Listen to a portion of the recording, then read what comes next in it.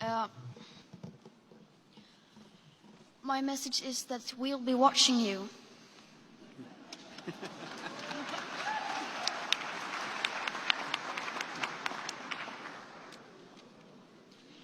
This is all wrong. I shouldn't be up here. I should be back in school on the other side of the ocean. Yet you all come to us young people for hope. How dare you?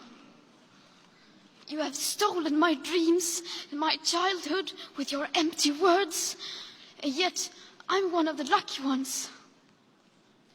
People are suffering, people are dying, entire ecosystems are collapsing.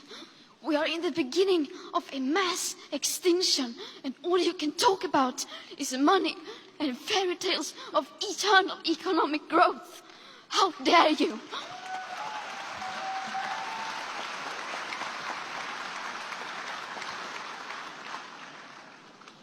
For more than 30 years, the science has been crystal clear. How dare you continue to look away and come here saying that you're doing enough when the politics and solutions needed are still nowhere in sight? You say you hear us and that you understand the urgency. But no matter how sad and angry I am, I do not want to believe that. Because if you really understood the situation and still kept on failing to act, then you would be evil, and that I refuse to believe.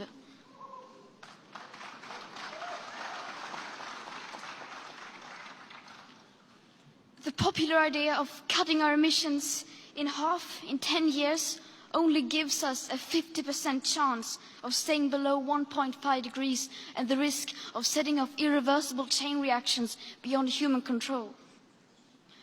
50% may be acceptable to you, but those numbers do not include tipping points, most feedback loops, additional warming hidden by toxic air pollution, or the aspects of equity and climate justice.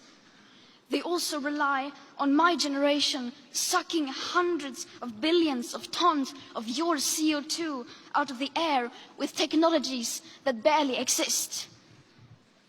So a 50% risk is simply not acceptable to us, we who have to live with the consequences. To have a 67% chance of staying below a 1.5 degrees of global temperature rise, the best odds given by the IPCC, the world had 420 gigatons of CO2 left to emit back on January 1st, 2018. Today that figure is already down to less than 350 gigatons. How dare you pretend that this can be solved with just business as usual and some technical solutions?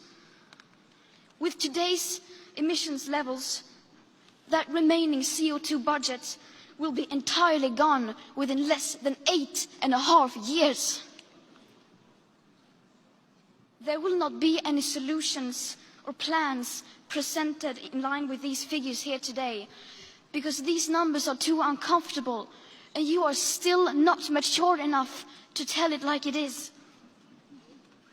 You are failing us. But the young people are starting to understand your betrayal. The eyes of all future generations are upon you. And if you choose to fail us, I say we will never forgive you.